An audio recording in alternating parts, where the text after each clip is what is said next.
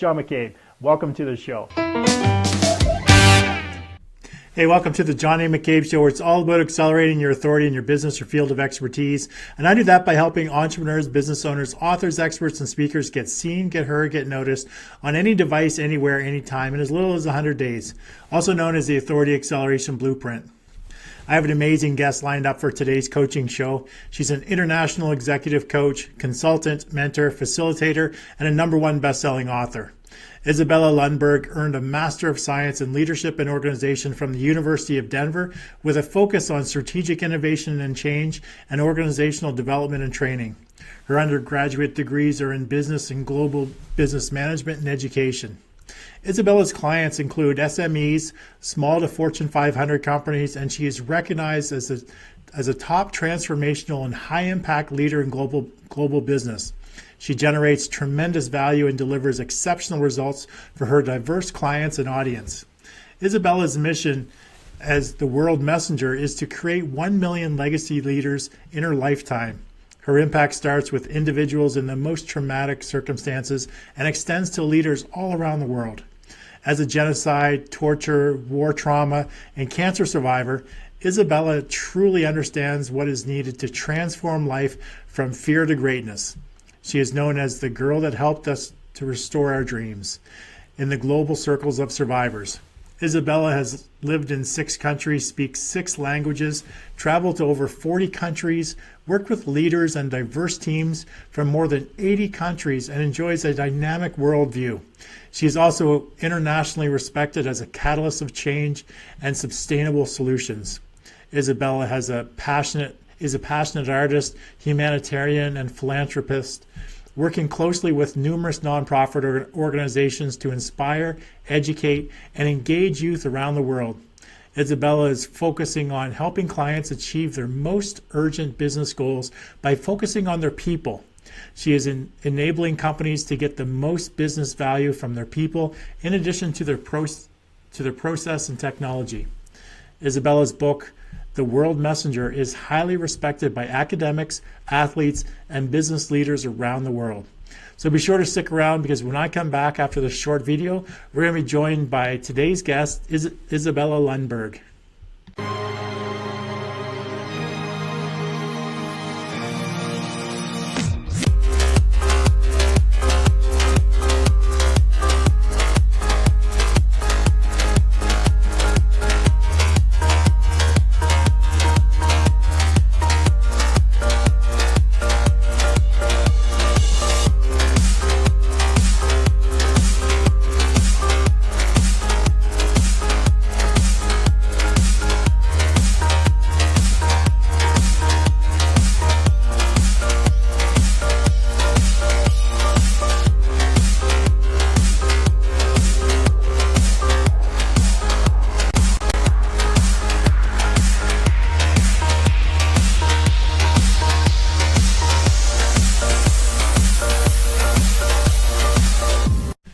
And thanks for joining us. Today I'm joined by my guest, Isabella Lundberg. And Isabella prides herself on being a passionate advocate of lifelong learning and thought leadership, as she enthusiastically serves as a transformational leader by delivering global business consulting, talent, leadership, and organizational development by utilizing adult education framework supported by in-person and cutting-edge online learning programs and tools. Through her high-performance impact leadership program and delivery, she has increased employee engagement and performance impact in dozens of select companies by helping them develop global leaders. Isabella enjoys aligning and supporting business growth objectives by working side by side with executive leaders of Fortune 500 and mid-sized companies. For more than a decade, she has demonstrated a unique ability to identify complex business challenges and develop needs with the best solutions that can be used for years to come. Today, she helps individuals and teams come together to accomplish more than ever before. She is driven by results, and that's exactly what she can help you achieve as well. So please give it up with likes, love, shares, and a virtual flurry of thumbs up and heart icons across the screen for my guest today, Isabella Lundberg. Welcome, Isabella. Thank you so much, John. Great. How are you? I'm doing fantastic. How about yourself? I'm doing excellent. And you're in Colorado? Yes, I'm in Denver, Colorado. And is it snowing there? You guys still have snow? We do up in the mountains, but in town it's beautiful, sunny, and actually nice weather with a little bit of wind. Okay. Unfortunately, in Edmonton, Canada, we're not so fortunate. We still have snow, and it's still cold out. So, unfortunately, we're not blessed by nice weather in the winter time. So I don't know, Isabella, I don't know if you've watched the show or not, but first thing we'd like to do before we get too far into the show is a speed round of questions. Now, don't worry, it's nothing that you've had to study or you didn't. There's not going to be a test. There's no right or wrong answer. What I like to do is we'd like to get to know a little bit more about the guests, both on a personal and professional level. And as always, I'd like the people watching the show to type in your answers and play along with Isabella and see how your answers compare to hers. So are you all set, Isabella? Yes, I am. All right, great. We'll run through 10 questions quite quickly here. So name the book that impacted your life the most. Oh my goodness. Most recently will be The Start With Why by Simon Sinek. Okay. And when you were a young girl, who was your celebrity crush? Wow. Paul Newman was an early age, and then later on, Richard Gere. Awesome. So what is a book or podcast or show that you're into right now? I'm still hooked on the show White Collar. Perfect. And are you currently working with any coaches? And if so, what fields? Yes, I am actually. I'm involved in numerous mastermind groups and also working with the mentors and specifically around the fields, all around the leadership and also executive coaching specifically. Okay. And what's your favorite movie of all time? Oh my goodness. Favorite Star Wars. And I think you just mentioned this, but are you currently involved in any masterminds? I think you said you were. Yes, I am. I'm leading one. I'm also participating in one, and I'm also seeking specific results that I'm looking for. So in 3 different mastermind groups. Excellent. So name a person, either dead or alive, who you'd most like to meet and have dinner with. I know it's going to happen. He's still alive. Your fellow Canadian, Kenyon Reeves. Oh, awesome.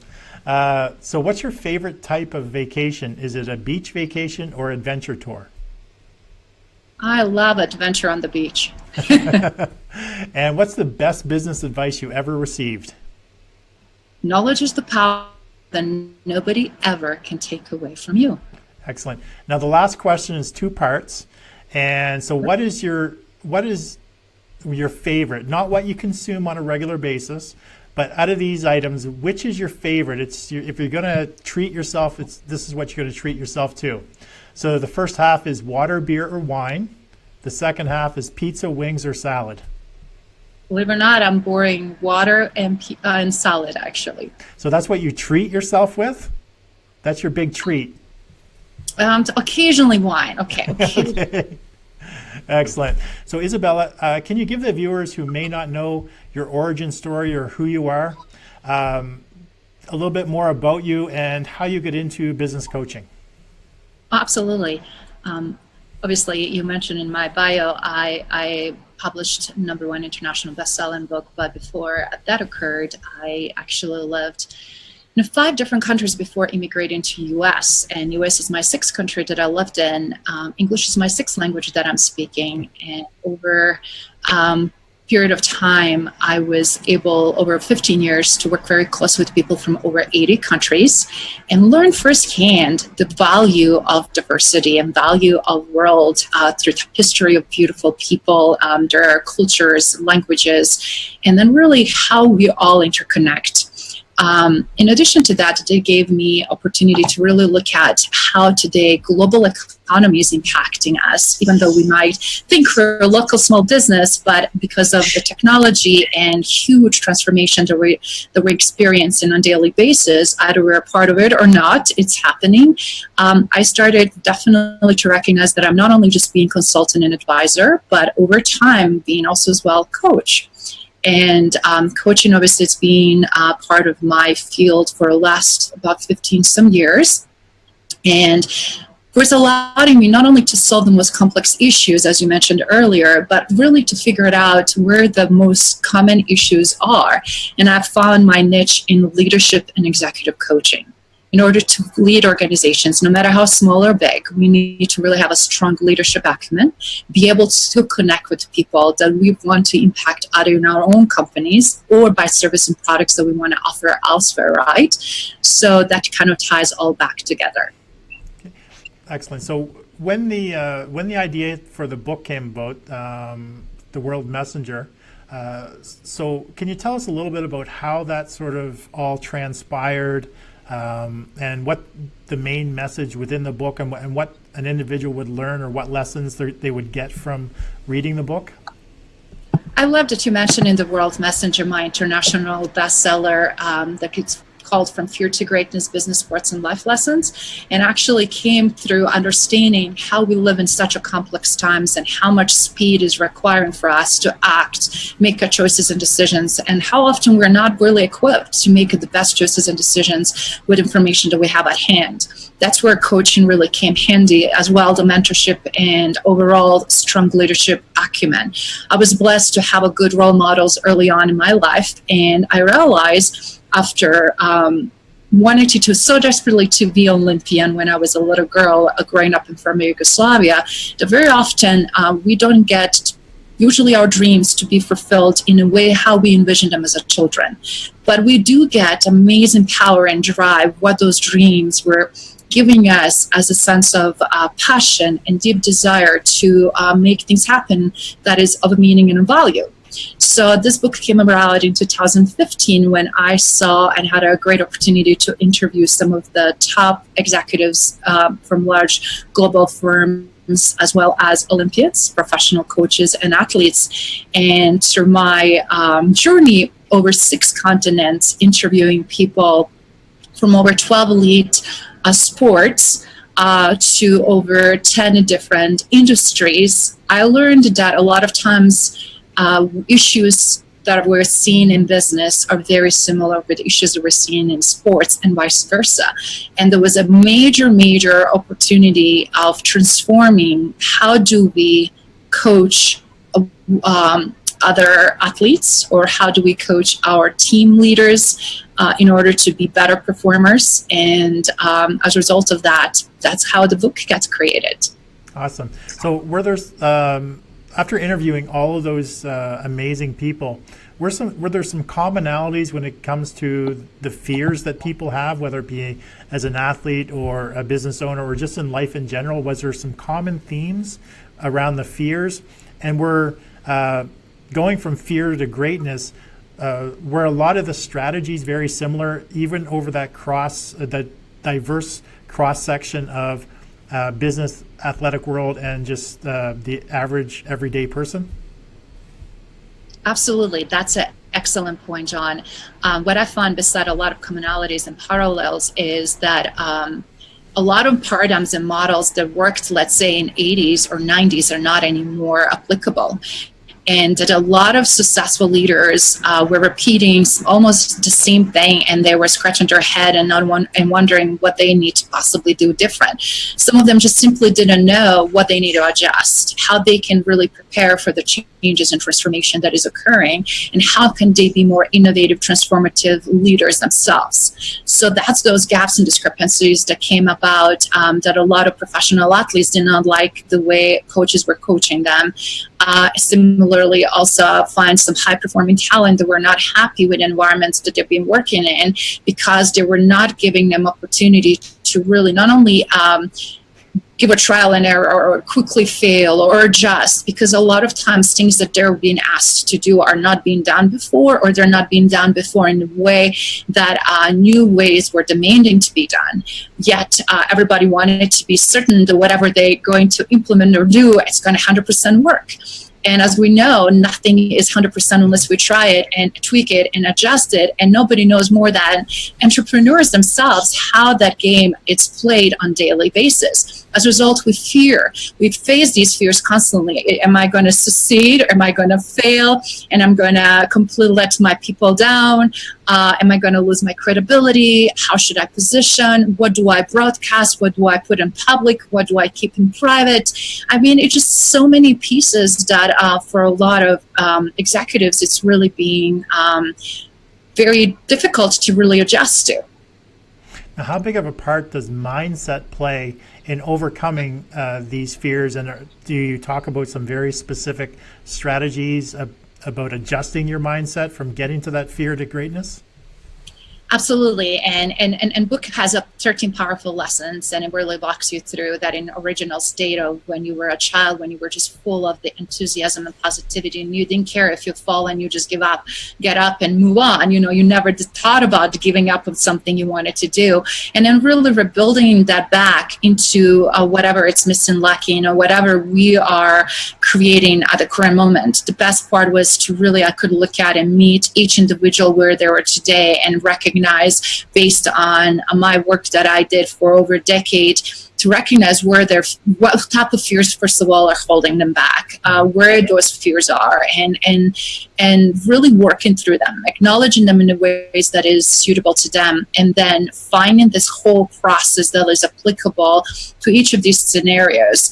But again, it's very common, and the greatness is ultimately everything when everybody wants to be able to lead with that authenticity and be able to provide the greatest service that they can possibly have, but then also to be the greatest leaders they can possibly be. And very interestingly, either I've dealt with executives, senior executives, or younger entrepreneurs. All of them wanted to do something that's going to have an impact and meaning, right? And it was interesting also, ultimately boiled down even to, it was like that greatness to them meant, it's like, kind of legacy I'm going to leave behind. How I'm going to be remembered? Am I going to be able to really make an impact and be known by something that really mattered? And it was interesting finding those threads and driving solutions based on those components.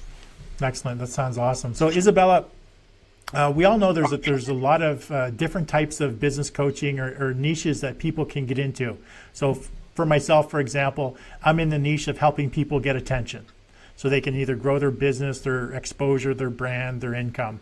So what specifically is your niche, and can you tell us more about that niche and who you help and how you help them? Absolutely, and you're so right. Today we hear coaching as well as leadership being used in so many different ways that almost dilutes the true value or power of what it is all about, right? But my niche is obviously around leadership, and specifically around leadership development and executive coaching.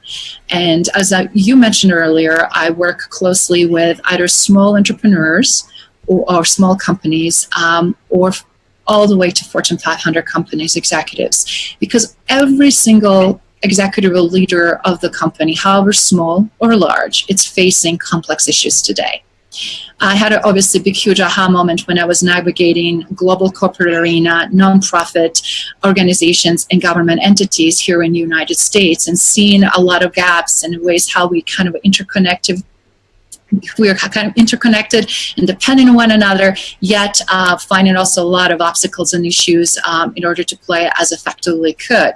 A lot of that is being contributed or attributed to lack of strong leadership presence and acumen in order to truly drive decisions and organizations based on needs that we're not only seeing today, but that we're also going to be seeing in the future. Not going to get any less complex, and which obviously allowed me to not only prove very quickly where the gaps are, but to really also look at how can I contribute what I know and what I acquired over the years in such a unique way, and how can I help to fill the gap.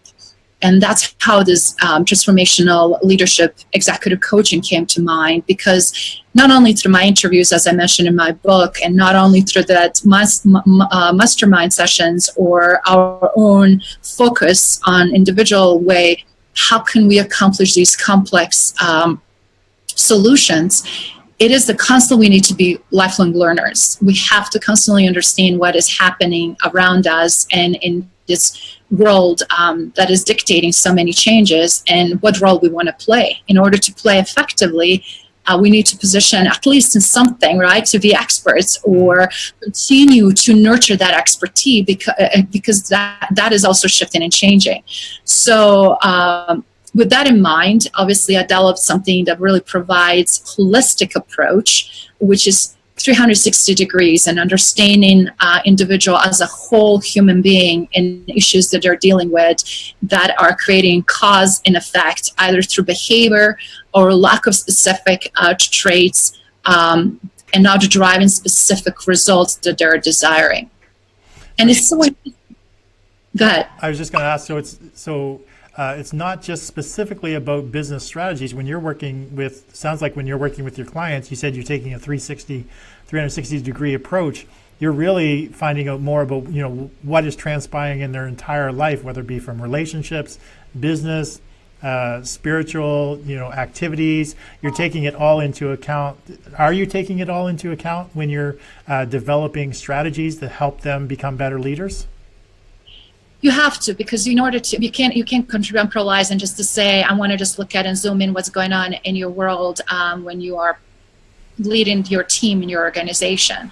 That is obviously with the most visible impact that you're creating. But what you're not doing to do, for example, for yourself, to take care of yourself and not provide self-care, or not be able to do other pieces that are fundamental for you to further develop as a leader, are going to hinder that, right? So it's very important to also understand how everything is interconnected and the cause and effect that I was mentioning earlier. Excellent. So what are your thoughts on the coaching industry today, and what changes have you seen transpired in the last 15 years? You said you've been coaching for approximately 15 years. So what changes have you seen transpire, during that time frame with regards to the coaching industry?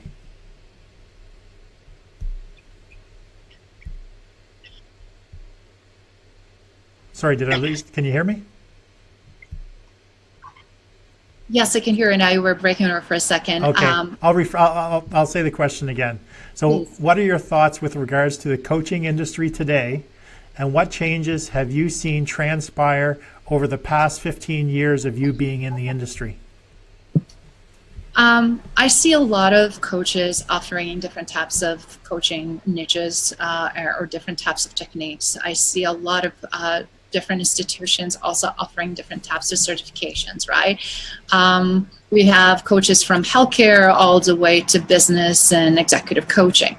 The point is to really understand and have strong business acumen. It's essential in order to be successful.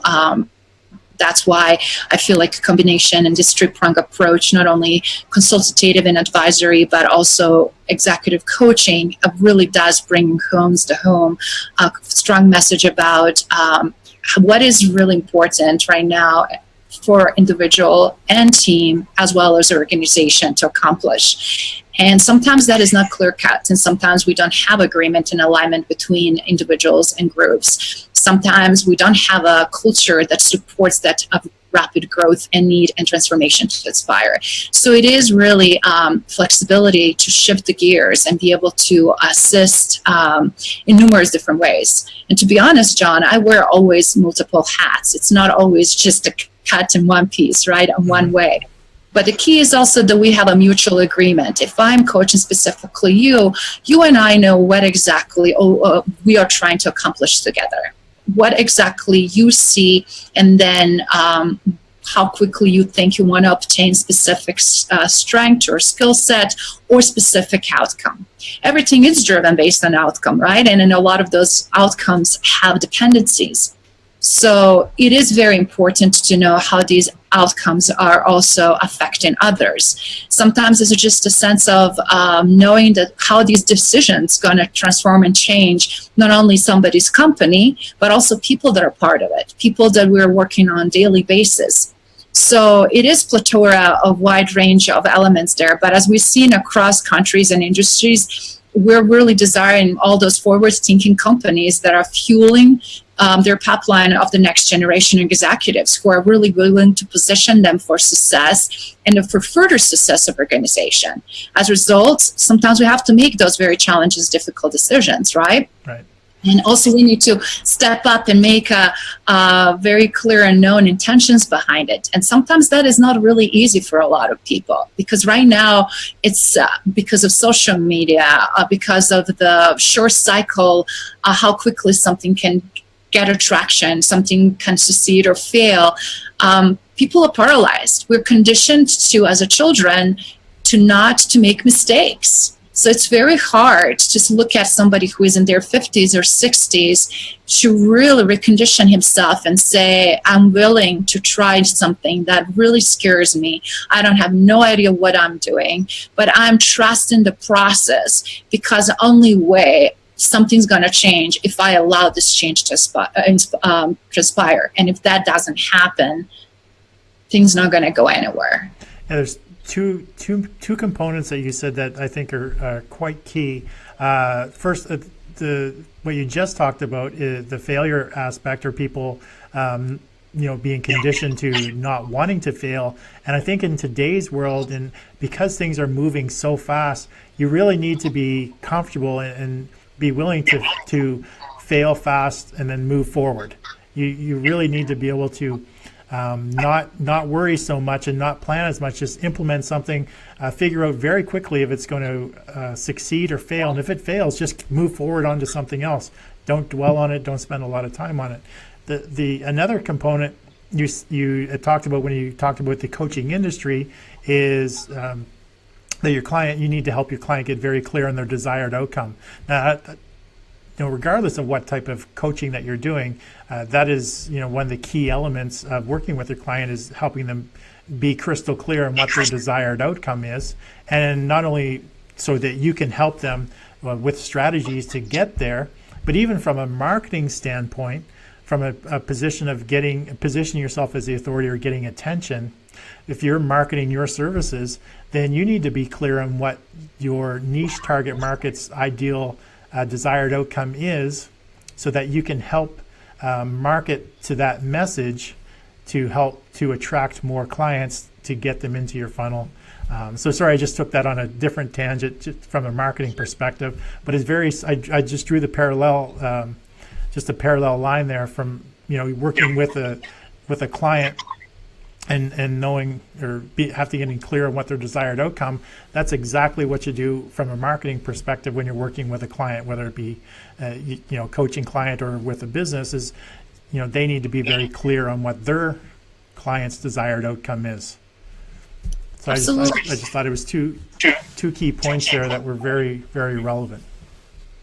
Very true, and then it could be applicable either, again, as I mentioned, or we're talking about smaller or larger company. And what I've found that a lot of those innovative companies can really move the needle much faster, and if they can keep up with these changes. And the ones that are not doing that, they are going not only to be obsolete, but a lot of companies are now moving in different direction. They're losing their footing. They're losing their traction. They're not anymore positioned the way they were. They may have existence, longer than those newer, modern, innovative companies, but yet they were not able to sustain that. So it's catch kind of 22. And how do you go through those paradigm shifts that are very essential, that I'm seeing as a part of any business today, either is solo entrepreneur driven or is the large Fortune 500 company. Again, willingness to look at things from different perspectives is the key, and willingness to really have the right mindset, confidence, skill set in order to deliver those services and products and opportunities that are being promised, not only to the consumers, but also to their teams. So true, so true. So Isabel, from your experience in the coaching industry, what do you feel that some of the biggest challenges coaches face are, and how can they overcome those challenges?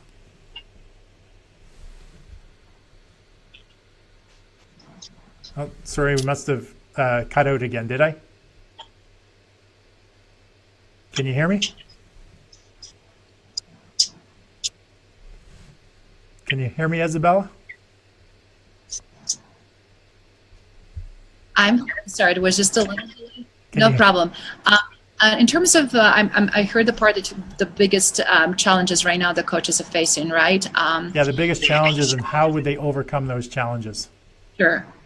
I mean, obviously, it is very important to build that strong trust. And because things are very much happening fast, people are very quickly moving into either decision-making or pushing through, and sometimes that very flight kind of quick overview can really determine how deep this is. Usually they're either operating in a crisis, they want to eliminate issue and then move on. But I'm also finding the ones that are really progressive, proactive, used coaches in the past, or just simply understanding the true value behind it, they will spend and invest time not only to create and establish great relationship, but they will also frequently ask questions or validate their actions or process of their thinking and their actions. But obviously, it's a combination. You have people who will say, I will do everything it takes, and then they procrastinate.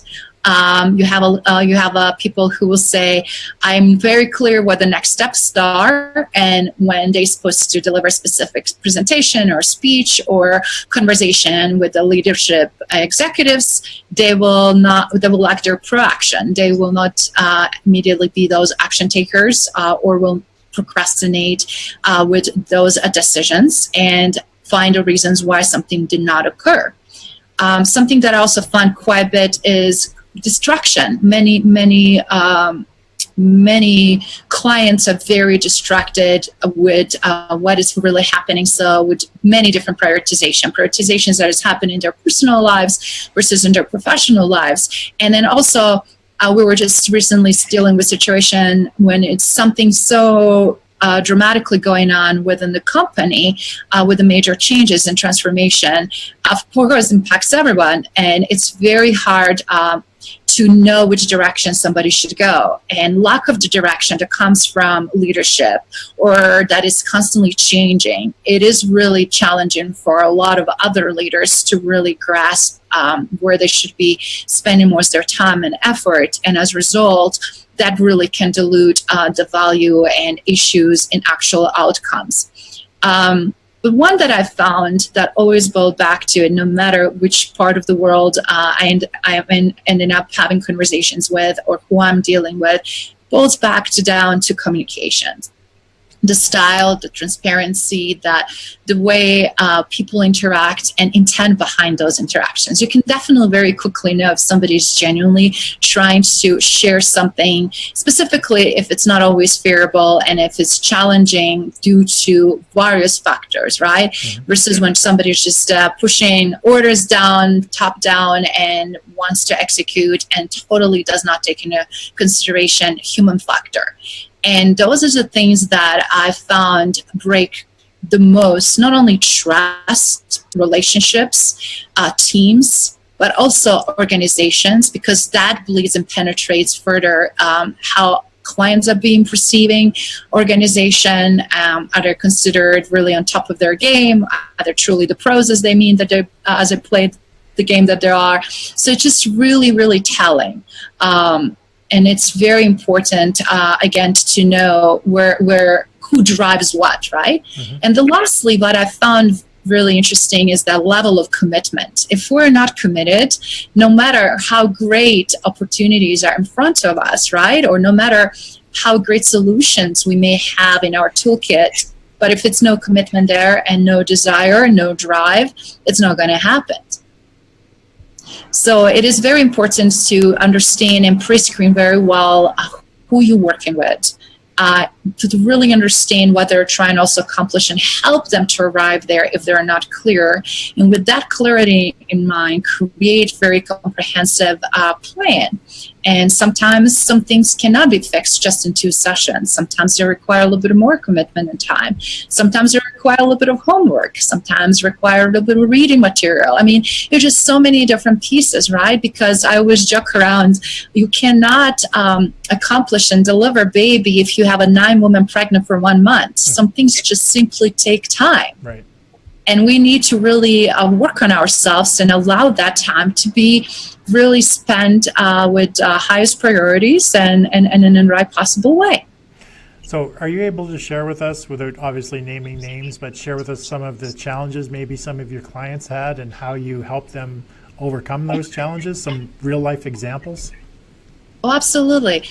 This is how all of us learn the best, right? Most recently had a situation with a major merger and acquisition happening for the client, and this very high productive, high performing team wanted to secure not only their position with this new organizational design and structure, but they really want to make sure that all of their clients are being set and taken care of no matter what happens, what transpires. And as a result, elevated a lot of questions, urgency, and I was able not only to provide individual one-on-one coaching, but also team coaching, and really create strong union between everybody involved moving forward with addressing all of those concerns in a way that they were not able to do that if I was not present there. But then also what was very interesting is finding the true drivers behind it, right? Mm-hmm. And as a result, not only they felt much stronger and more compelling to help one another with that strong team union, and being more in sense of that we're really clear what we're going to do moving forward. But their clients had a tremendous feedback, and actually communications that they received, they'd really were able to be recognized for value and impact they're already making, and how committed those clients are to them, which was really wonderful to see. The other scenario was when someone who was very senior executive wanted to move forward and with his career pathing. And as we know, we just had an end of the year and evaluations and recognitions and whatnot. How do we perform? And this very painful discovery that this gentleman who had such a tenure with the organization and amazing results was not considered for promotion. And was very interesting, and we learned through our work together what major factors were there, and how he did not as actively play in the role with influencers and leadership team and decision making, and as a result, obviously was not considered, even thought he was. He thought he was, and then how now he's positioned differently moving forward, and had a specific outline and strategy, what he wants to see, and what type of conversation he needs to have, and how he wants to bridge them. And then understanding better his team and his leaders, what type of personalities they are, how is the most effective way to communicate to them, and also figuring out the best ways to not only get what he wants, obviously from his own self-motivated reasons, but to truly look at, am I really the best way utilized here? Am I able to best way to serve organization and impact the way I can, and how can I diversify the scope of what I'm already offering and do things even better? So it is just so refreshing to see what can very quickly, over 3 to 6 months, transform on individual level as well as team and organizational level. Yeah, exactly. And one thing that everyone needs to be conscious of is what is their personality style, what is their work ethic style, what is how do they perform, as well as, when you're in the corporate or the office environment, or even in the solopreneur environment, you need to be aware of other people's personality styles and really understand how to communicate with those different personality styles, and how those personality styles sort of communicate and act and go about their daily business. So understanding that and having a coach that can help you get clarity on a lot of those things, so that you're acting and interacting in the appropriate way that's going to help you achieve your desired outcome, is definitely an asset when it comes to moving forward, whether it in the solopreneur or the corporate world. Very, very true. So Isabella, when it comes to coaching, there are a variety of different styles. I know for myself, I don't consider myself a coach. I consider myself more an advisor and a consultant. I come in, advise people what to do within my scope of expertise, and or help them implement it. I don't coach them on, in the sense of the type of coaching you do. I'm more of an advisor, strategist, and implementer. So can you explain what your coaching style is like, and how do you work with your private clients? This is really, really good question, because over the years, I not only that I fine-tuned and slightly changed my style, but I also, based on feedback, acumen through the business that I acquired, as well as understanding the gaps and needs, recognize that it's important to have a flexibility and shift to a certain extent based on what our clients may need. I usually start with assessment, and as I earlier mentioned, everything I do, it's very holistic, 360 degree, in terms of creating a specific baseline and gathering specific data where I really can look at somebody's strengths, but also opportunities and where the possible gaps are, right, and how these gaps can be best way addressed. But everything really starts from that very first initial step. A lot of times people ask me, Isabella, would you consider having conversation? And a lot of times they also demand and expect confidentiality. A lot of times, if they're in a larger companies, they don't want their employer to know about that. They usually are very much so wanted to drive the coaching aspects on their own. As a result, not only they required confidentiality and flexibility, but they also wanted to really typically solve something very specific. And it's very good when they have that level of clarity, but when they don't, it's also very important through assessment, and I call it intake, coaching intake, to really understand, is a coaching truly the best instrument for them? Mm-hmm. And what perceptions might be. And you might be surprised, and sometimes it is a combination of multiple things. But as you mentioned, from consulting, advisory, or it's a sole coaching, right? And then how this particular coaching sessions or coaching needs will be addressed, and how many sessions will be needed. What exactly is on the plane as a step to be done? What type of alignment is required? Are we also dealing with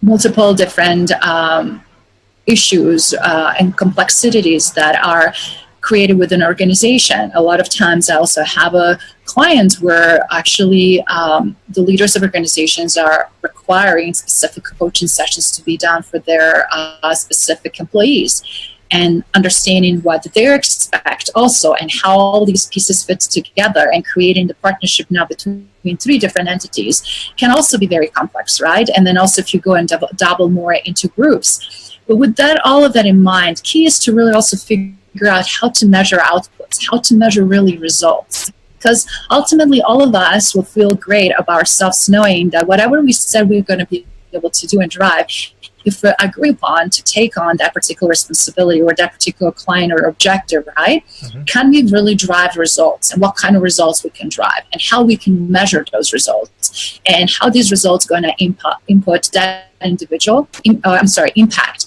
and how they're going to impact overall team and organization. And it's very interesting because, go ahead. No, continue on. It's very interesting because we are people, we're emotional, we're dealing with constant behavioral shifts and change, right? We're also maturing, and some of the patterns are already set, and our behaviors are most likely very slightly going to ever change. And I'm seeing different assessments and different instruments like DISC assessment that is very popular. It's very interesting to see people's predisposition, how they're going to behave, what they're going to do, what type of personalities they may have, how well are they going to respond for different methods or type of coaching. And that's the reason I'm saying, even though I'm using holistic and 360 kind of overview around all of that, it's very important for me to know who I have in front of me and what type of personality and what type of language is the best suitable for that particular personality, in order for them to be open not only to hear me out, but also to take action and to also receive the most value. That's the reason when you look at and observe how coaches train today, I'm using this analogy in the group sports, for example. Even though we have overall sense of team, still coaches will slightly adjust their approach to each individual player as a result of being more aware of that they're dealing with the different personalities. And I think that's where truly success is, because we cannot look at one one style fit it all, and it's truly not about me. I found if you truly love people, if you're passionate about people, you will find a way to not only connect, but they will also share things that really are the root cause of situation, obstacle, or a problem that they're experiencing. So what would you consider to be the number one difference between either your coaching style, your coaching method, philosophy? What differentiates you from all the other coaches in the exact same field of expertise? So what's your differentiating factor? What's your competitive advantage to the other people doing the exact same thing? High performance impact. If we're not making impact, I'm not doing what I'm supposed to be doing. I'm taking also responsibility for me as a coach. I see a lot of people promising a lot of things, but then it boils down to it, even if the client is doing what it's supposed to do, is he going to make a transformation that is required and needed? Am I doing what I'm supposed to do as a coach? And for me, it's a high performance impact, the method that I created, because on the end of the day, it doesn't matter how great all of this looks like, but is it making difference? Is it impactful? And if it's not, why is even point of using it, right? Is that subjective or is it measurable? Is measurable as well. It's very measurable, and I also have created different modules and different steps and process and things that they can do it on their own virtually through the software system. So it is a beauty about that.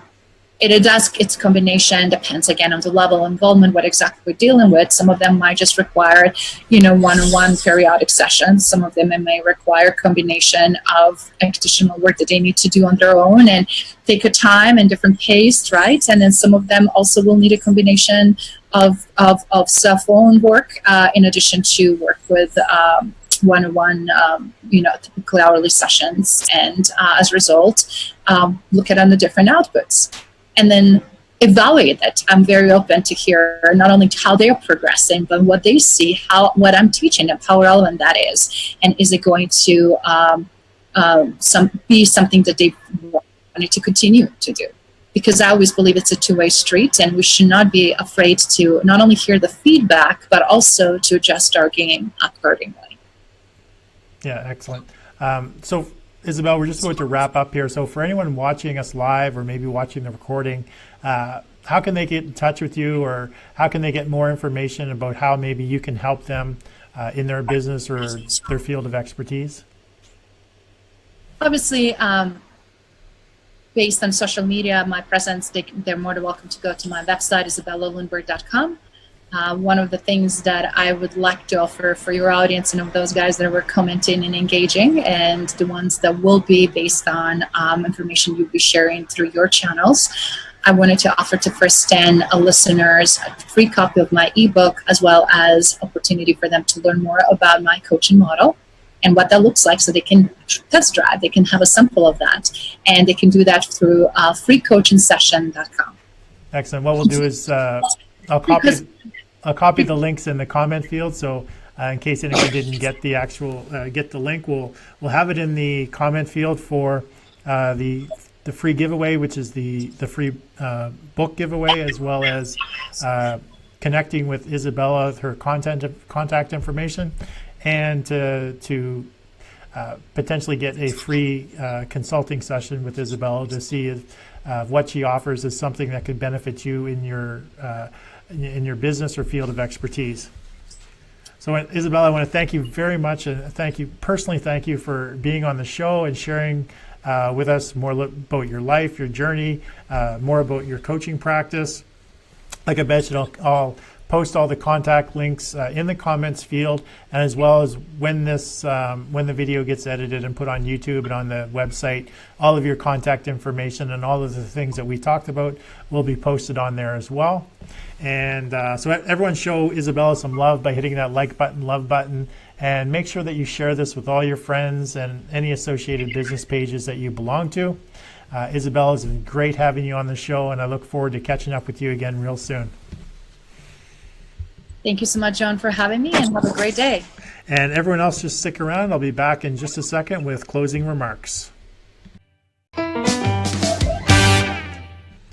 thanks for joining me on today's John A. McCabe Show, where we work with entrepreneurs, business owners, authors, experts, and speakers get seen, get heard, get noticed anywhere, anytime, on any device. Now, also known as the Authority Acceleration Blueprint. Now, if you're someone who's looking to take your business to the next level and want to get some coaching advice, why not apply to be a guest on today's show? Now, for most entrepreneurs, we want to create a life of our own, create our own path, and do what we can to reach our own desired outcome, which is generally freedom. Freedom to choose what we want to do, when we want to do it, and with whom we want to do it. A life that's full of options and choices, where we worry less about money and more about the quality of time that we spend with others. Now, a great way to make that happen is to leverage other people's knowledge, time, and skill sets.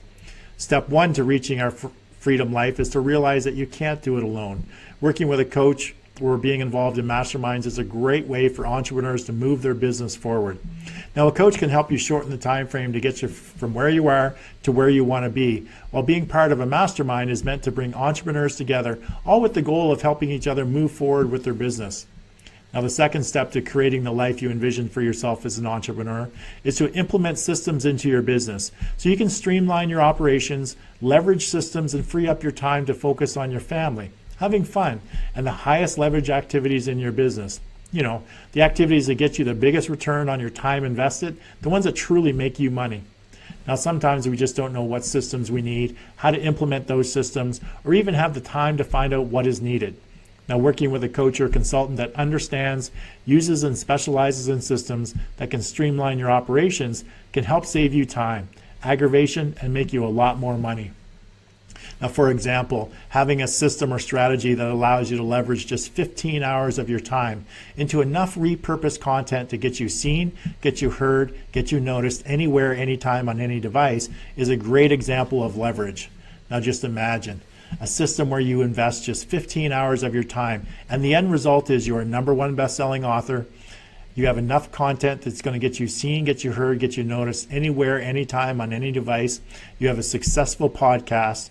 Now, it's automatically attracting more attention, giving more value, and generating more leads, which enables you to attract an abundance of paying customers. Now, this is also known as the Authority Acceleration Blueprint. Now, to find out more about the Authority Acceleration Blueprint, coaching program, or mastermind, then contact me via my website at johnamccabe.com or connect with me through my show's Facebook page. Now, again, thank you for joining us on today's show, and I look forward to seeing you on tomorrow's show when I have another great guest on discussing their business and accelerating their authority. So have yourself an amazing day, and I look forward to seeing you again real soon.